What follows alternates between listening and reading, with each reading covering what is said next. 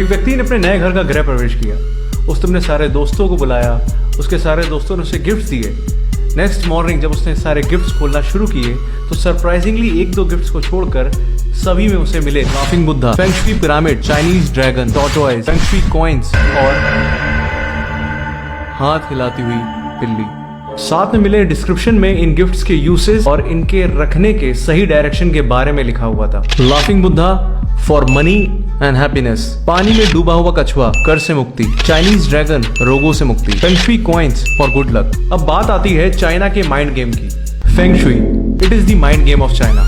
China internet पर present हजारों websites, TV, newspaper, social media, magazines के थ्रू स्ट्रॉन्ग मार्केटिंग करके फेंग शुई का जाल पूरे ग्लोब में हर कंट्री में फैला चुका है। China uses feng shui for initial trespassing in market. किसी भी कंट्री की मार्केट में चाइना पहले फेंग शुई के थ्रू एंट्री करता है। 20,000 करोड़ रुपीस के एक्सपोर्ट के साथ चाइना इंडिया के 75% मार्केट को कवर कर चुका है। From small shops to big malls, हर जगह आपको ये चाइनीज प्रोडक्ट भर भर के मिलेंगे।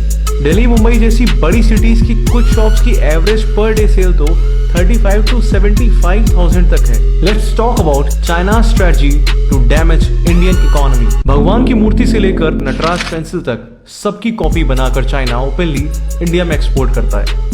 पॉलिस्टर रेजिन जैसे नॉन एनवायरमेंट फ्रेंडली एलिमेंट से बने गणेश लक्ष्मी को चाइना इंडिया में बेचकर सिर्फ दिवाली के दिन ही 400 करोड़ रुपए कमा लेता है।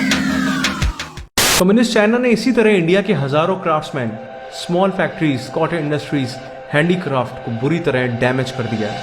कुम्हार, बढ़ई, लोहार, कर्मकार जैसी 2 करोड़ से ज्यादा पॉपुलेशन वाली जातियों के लोग आज बहुत पुअर कंडीशन में हो चुके हैं। चाइना ने हमको एक मैन्युफैक्चरिंग हब से हटाकर एक मिडिल मैन बनाकर खड़ा कर दिया है। अब बात करते हैं चाइना के दूसरे एस्पेक्ट की, चाइना साइकोलॉजिकल वॉरफेयर। अब जंग सिर्फ आर्म्स एंड एम्यूनिशन से नहीं, साइकोलॉजिकली भी लड़ी जाती है। चाइना फेंग शुई का यूज एज अ वेपन कर रहा है to destroy the spirituality of India. Let's talk about most famous laughing Buddha. Is it really Mahatma Buddha? No, Mahatma Buddha ने कभी नहीं कहा कि आप मेरी इस तरह की मूर्ति अपने घर में रखो तो आपको गुड लक और प्रॉस्पेरिटी मिलेगी। अफसोस की बात यह है कि आज हम इंडियंस, स्पेशली हिंदूज, तुलसी ऐसे पेरेनियल और मेडिसिनल प्लांट से ज्यादा लाफिंग बुद्धा को अपने घर में जगह देने लगे।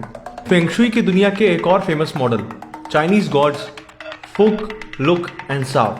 चाइना ने इन्हें नेम, फेम और लॉन्ग लाइफ देने वाला देवता बताकर 200 से लेकर 15,000 रुपए तक की मूर्तियां इंडिया में बेच डाली और हम इंडियंस ब्लाइंड फॉलोअर्स की तरह इनकी मूर्तियों को अपने घर, अपनी वर्क प्लेस में रखने लगे।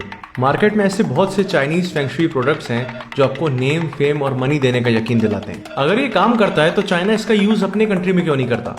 यदि ऐसा होता तो चाइना में हर 10 में से एक व्यक्ति गरीब ना होता।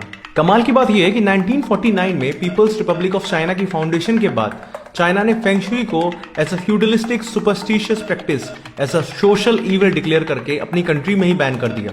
फेंग शुई की प्रैक्टिस करने वालों को चाइना के रेड गार्ड्स बेरहमी से मारते भी थे। आज भी चाइना में feng shui as a consultancy business, as a practice ban है। This is China psychological warfare. अपने देश में अंधविश्वास को बैन कर दूसरे के देश में इसको बढ़ावा देना, दूसरे के देश में उसका व्यापार करना, अपनी इकोनॉमी मजबूत करना और दूसरे की स्पिरिचुअल रूट्स को पूरी तरह डैमेज